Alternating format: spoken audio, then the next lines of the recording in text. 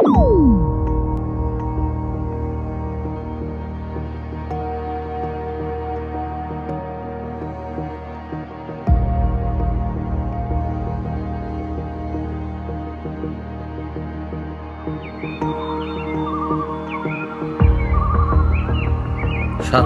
জাতীয় উদ্যানের কাছাকাছি 9টা চা বাগান আছে। উদ্যানের পশ্চিম দিকে সাতছড়ি চা বাগান এবং পূর্ব দিকে চকলাপুঞ্জি চা বাগান অবস্থিত।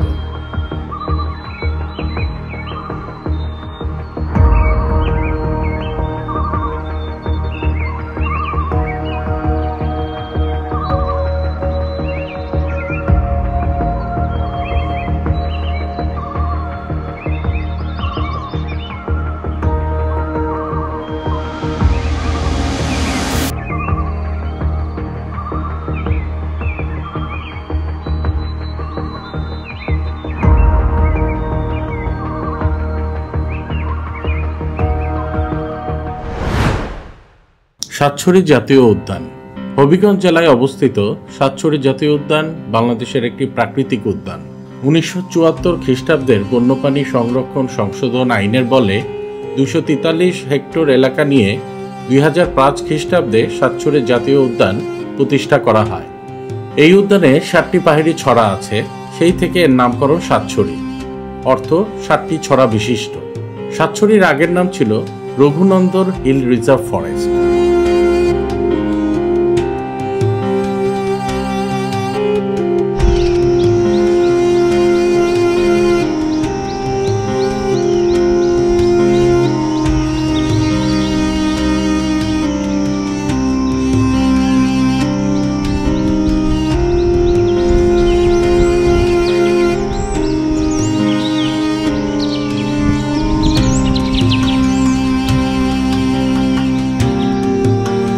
সাতছড়ি জাতীয় উদ্যান হবিগঞ্জ জেলার চুনারুঘাট উপজেলার পাইকপাড়া ইউনিয়নের রঘুনন্দন পাহাড়ে অবস্থিত। বাংলাদেশের রাজধানী ঢাকা থেকে সড়ক পথে এর দূরত্ব 130 কিলোমিটার।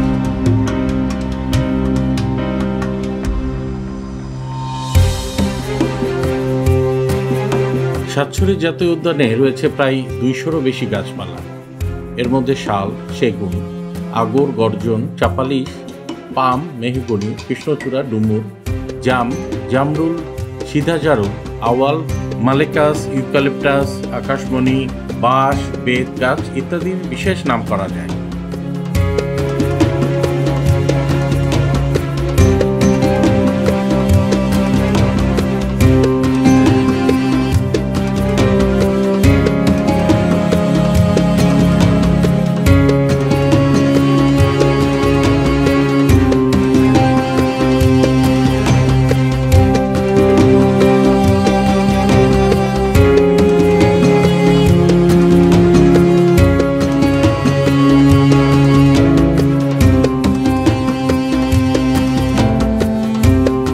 লাল শিমুল, রেড সিল্ক কটন হচ্ছে বোম্বাক্স গণের একটি প্রজাতি।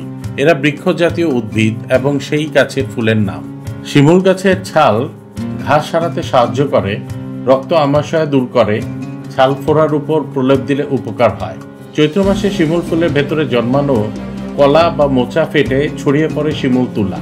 মৌসুমে সাধারণ আকৃতির একটি শিমুল গাছ 10 থেকে 15 কেজি, তবে বৃহদাকার গাছ থেকে সঠিক পদ্ধতি অনুসরণ করে 35 থেকে 40 কেজি তুলা সংগ্রহ করা সম্ভব।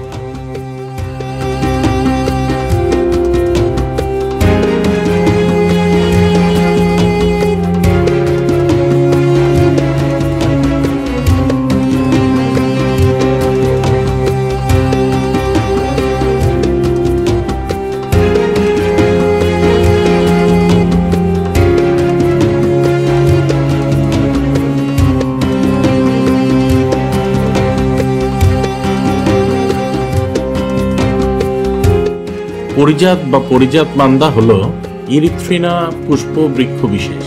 ইরিথ্রিনা গণভুক্ত উদ্ভিদসমূহ একত্রে মান্দার নামে পরিচিত। বাংলাদেশে বেশ কয়েক প্রজাতির মান্দার গাছ দেখতে পাওয়া যায়, পরিজাত মান্দার এর মধ্যে অন্যতম।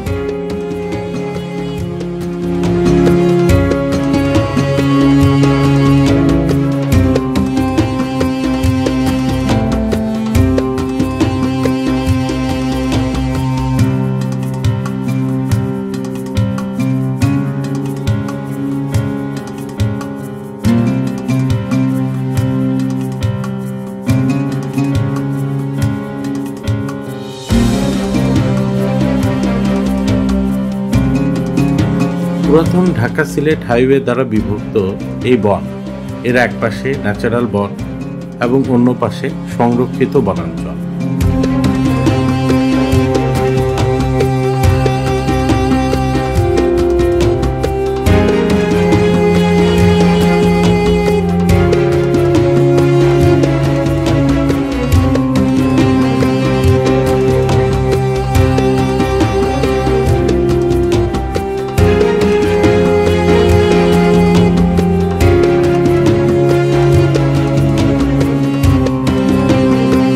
বনরাশির মাঝামাঝি একটি উঁচু টিলার উপর অবস্থিত ওয়াচ টাওয়ার।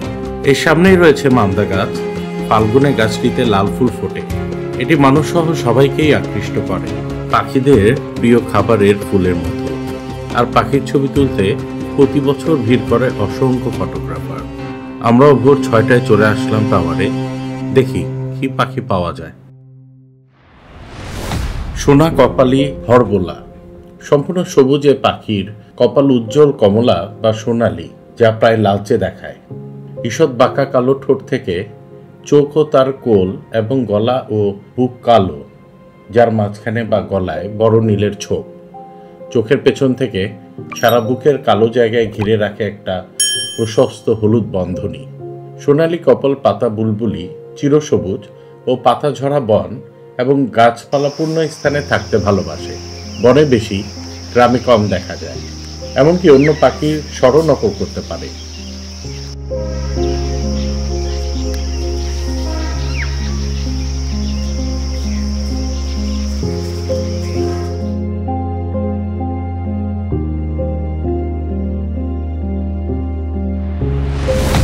বাসন্তী লটকন্টিয়া আর্দ্র পাতা ঝরা ও প্রশস্ত পাতাওয়ালা চিরসবুজ বনে বিচরণ করে। গাছের মগডালে এদের বেশি দেখা যায়। বনের ফলদ গাছে এরা ঘুরে ঘুরে খাবার খুঁজে বেড়ায়। এদের খাদ্য তালিকায় রয়েছে বন্য ডুমুরের নরম ফল, রসালো ফল, বাঁশ, বীজ ও ফুলের মিষ্টি রস।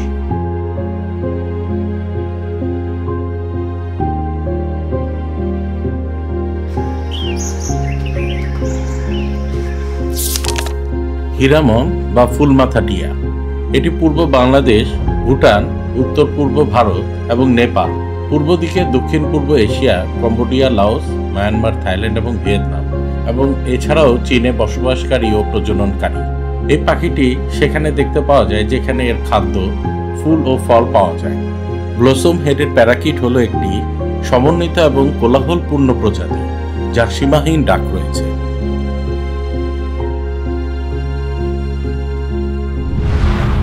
রেসাস বা লাল বানর। লাল বানর দ্বিচারী প্রাণী হিসাবে বৃক্ষ এবং ভূমি উভয় স্থানেই চলাচল করতে পারে। চতুষ্পদী প্রাণী হলেও এরা মানুষের ন্যায় দুই পায়ে ভর দিয়ে হাঁটতে পারে। তৃণজীবী হিসাবে এরা প্রধানত গাছের ফল খায়। এছাড়াও এদের খাদ্য তালিকায় বীজ, শিকড়, গাছের ছাল ইত্যাদি রয়েছে।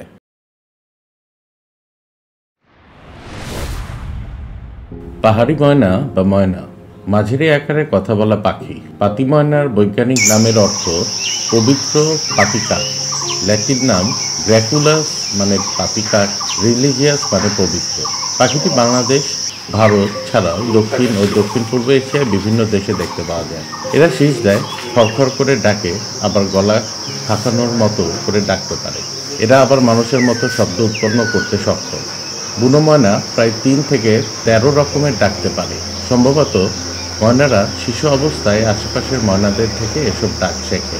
এক দলের ময়নার ডাক অন্য দলের থেকে ভিন্ন, এমনকি কোনো এক দল থেকে প্রায় 15 কিলোমিটার দূরের আরেকটি দলের ডাক ভিন্ন হয়।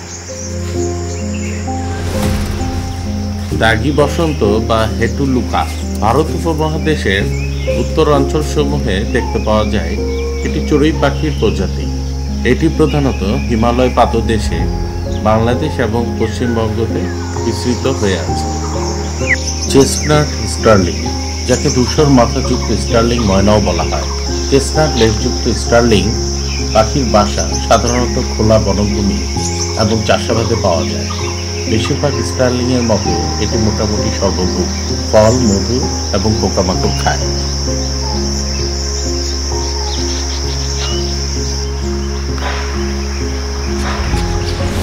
সিপাহী বুলবুল দক্ষিণ ও দক্ষিণ পূর্ব এশিয়ার আবাসিক পাখি, তবে এর রাজকীয় স্বভাব আর সৌন্দর্যের কারণে বহু দেশে এদের অবমুক্ত করা হয়েছে। লেজযুক্ত রঙ্গ কোকিল, এশীয় ফিঙ্গে পাপিয়া, এটি শ্রীলঙ্কা ও দক্ষিণ পূর্ব এশিয়ায় পাওয়া যায় এবং গ্রীষ্মকালে হিমালয় থেকে কাশ্মীর থেকে বাংলাদেশের পূর্ব পরিযায়ী হয়ে আসে। এরা মূলত পোকামাকড়, ফল ও ফুলের রস খায়।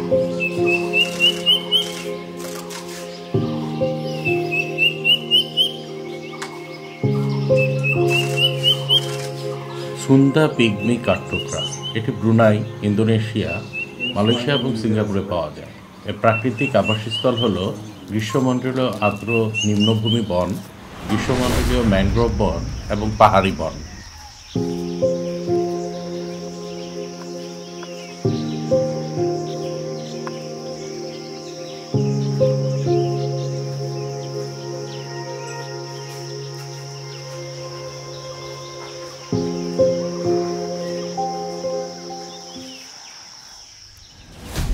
টাওয়ার থেকে আনুমানিক 10টায় রওনা হলাম বনের ভিতর ট্রেক করার উদ্দেশ্যে। এ বনে দু ধরনের ট্রেক আছে, একটি 3 ঘন্টার ট্রেক এবং অন্যটি 1 ঘন্টার। আমরা 1 ঘন্টার ট্রেকটাই বেছে নিলাম। ট্রেক শেষে যাব বড় পুকুর পাড়ে, প্রচুর পশু পাখি আসে সেখানে পানি খাওয়ার উদ্দেশ্যে।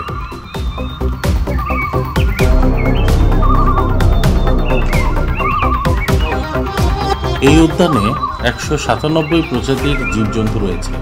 এর মধ্যে প্রায় 24 প্রজাতির স্তন্যপায়ী, 18 প্রজাতির সরীসৃপ, 6 প্রজাতির উভচর, আরও প্রায় 150 থেকে 200 প্রজাতির পাখি। এটি বাংলাদেশের একটি সংরক্ষিত বনাঞ্চল এবং পাখিদের একটি অভয়াশ্রয়। বনে লজ্জাপতি বানর, উল্লু, চশমা পরা হনুমান, মুখ পরা হনুমান, পাতি শিয়াল, উল্টোলেজি বানর, লাল বানর, মেছোবাঘ, চিতাবাঘ, বন বিড়াল, মায়া হরিণ, এশীয় কালো ভাল্লুক, রামকুত্তা, বুনো শূকর, হলুদ গলা মার্টিন, কাঁকড়াভুজ বেজি, এশিয়া বুরুজ লেজি সজারু ইত্যাদি প্রাণী এখানে দেখা যায়।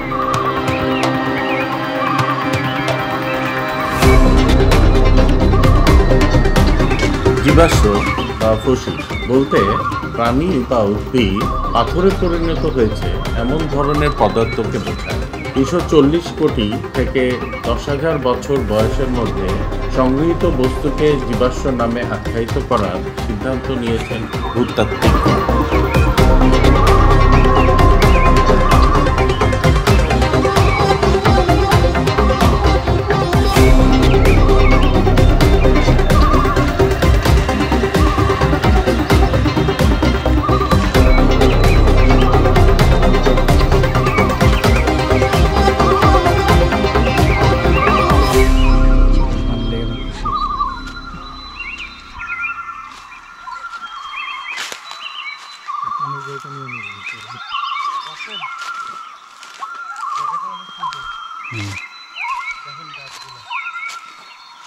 বর্ষাকালে বনে যেমন কিংকোবরার ভয়, তেমন শীতকালে রয়েছে টিকের ভয়। টিক সাধারণত শুকনো পাতার নিচেই থাকে। টিক হলো একটি বহিরাগত পরজীবী, পাখি এবং কখনো কখনো সরীসৃপ এবং উভচর প্রাণীর রক্ত খেয়ে এরা বেঁচে থাকে।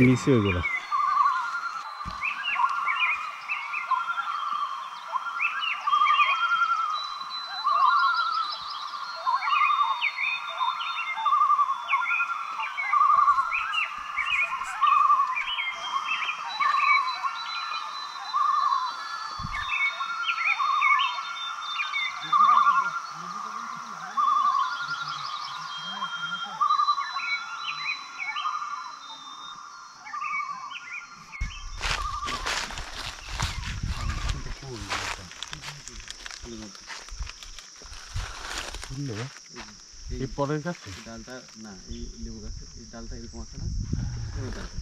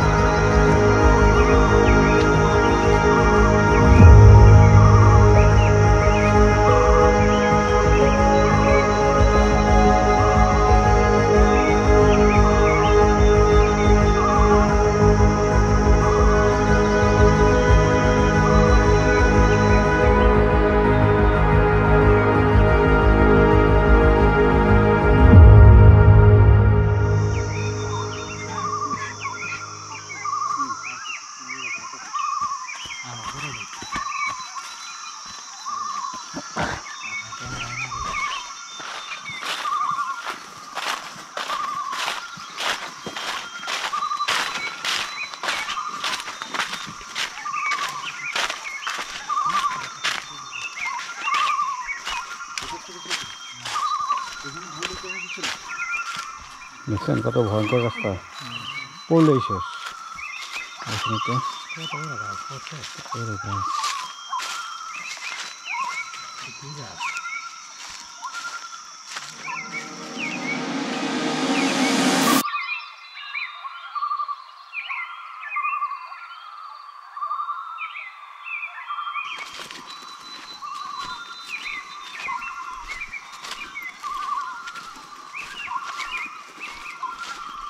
নাকি যাওয়া যাবে?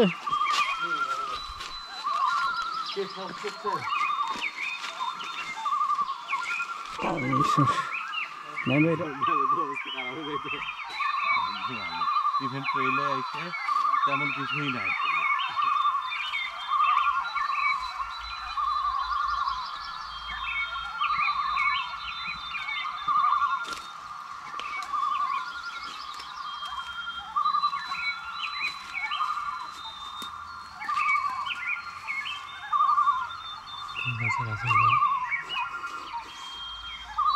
সমস্যা নেই।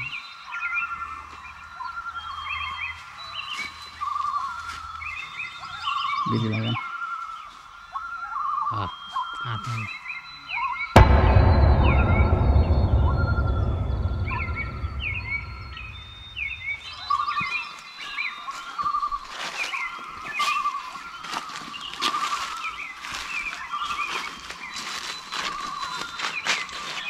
আমরা বের হয়েছি 3 ঘন্টা। দেখি দেখি আরেকজনের অবস্থা দেখেন দেখেন দেখেন আরেকজনের কি অবস্থা। এটা হলো বাদরের জন্য ব্রিজ। বাদর না, সরি, বান্দর। এই সেই পুকুর যার জন্য এত ট্র্যাক করলাম, মাথা নষ্ট। না, এটার জন্য আমরা ট্র্যাক করছি বনের ভিতর এক্সপ্লোর করার জন্য। আস্তে আস্তে আরেকটু হলে তো স্যার গেছিলেন। হ্যাঁ, ওই যে লতা পাতা পায়ে আটকে গেছিল। ও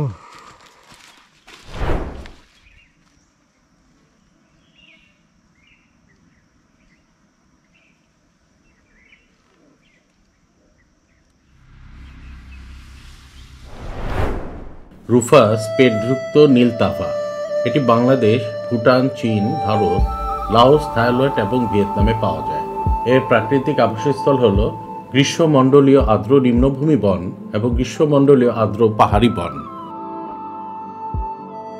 হোয়াইট থ্রোটেড বুলবুল এটি একটি গায়কী পাখি। এটি সাউথ ইস্ট এশিয়াতে পাওয়া যায়। হিমালয় থেকে মায়ানমার এবং ওয়েস্ট থাইল্যান্ডেও এদের দেখা পাওয়া যায়। এদের হ্যাবিটেট নর্মালি লোল্যান্ড বা বনাঞ্চলেই দেখা যায়।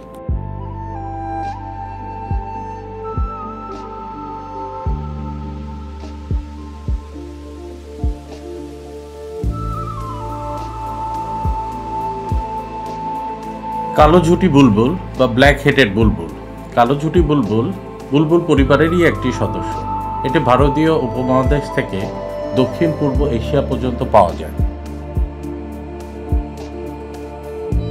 খয়রা মাথা সুইচোরা বা চেস্টনাট হেডেড বি-ইটার এটি একটি ছোট পাখি। এরা বাংলাদেশের স্থানীয় প্রজাতি, তবে এদের দেখা পাওয়া বিরল। এটি ভারত উপমহাদেশ এবং ভারত থেকে পূর্ব দক্ষিণ পূর্ব এশিয়া পর্যন্ত বিস্তৃত। এই প্রজাতি মৌমাছি, ছোট পোকা ইত্যাদি খেতে পছন্দ করে।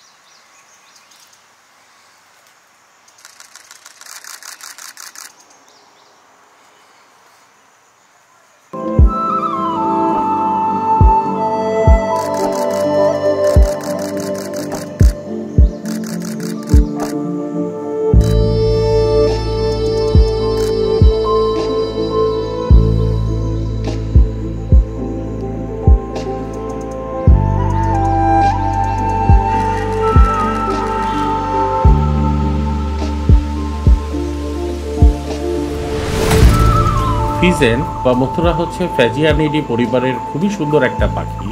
পশ্চিম চীনের স্থানীয় পাখি, তবে যুক্তরাজ্য সহ বিভিন্ন দেশে এ পাখি নিয়ে ছাড়া হয়েছে। পৃথিবীর হাতে গোনা সবচেয়ে সুন্দর পাখিদের মধ্যে এ প্রজাতি একটি।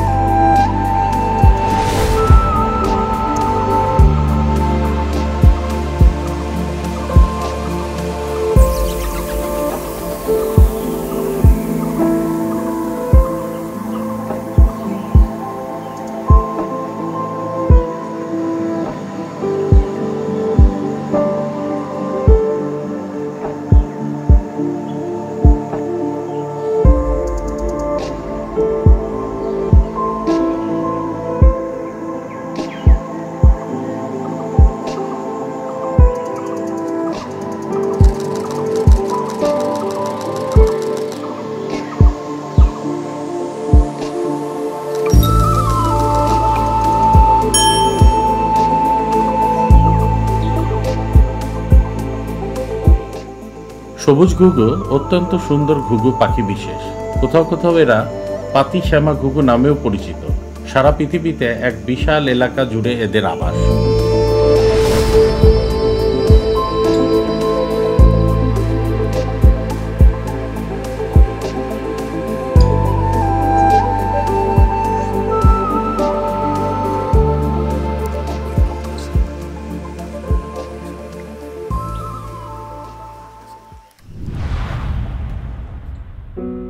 সাতছড়ি বনাঞ্চলে কিছুটা পিছন দিক যেতেই চোখে পড়বে সম্ভবত ডানকান ব্রাদার্সের বিশাল টি স্টেটটি।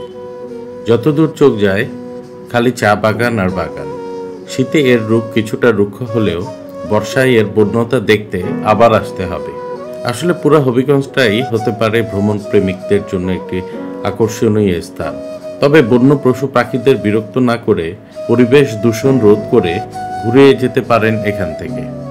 উচ্চ শব্দ এবং প্লাস্টিক দূষণ পশু পাখি এবং পরিবেশের জন্য অত্যন্ত ক্ষতিকর।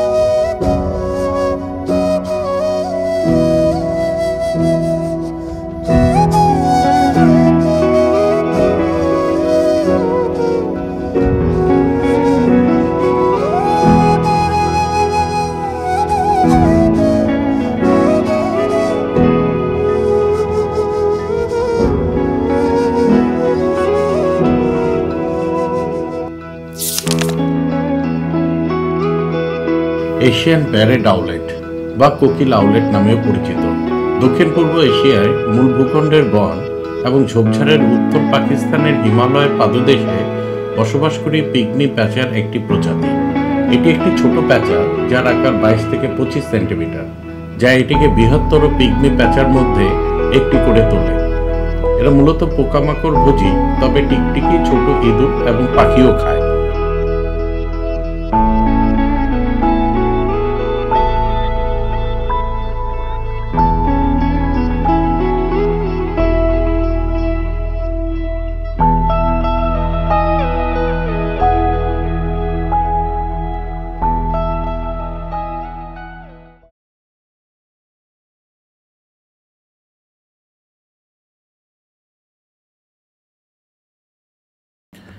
ফেরার পথে চোখে পড়ল সাপুড়েদের সাপ খেলার দৃশ্য।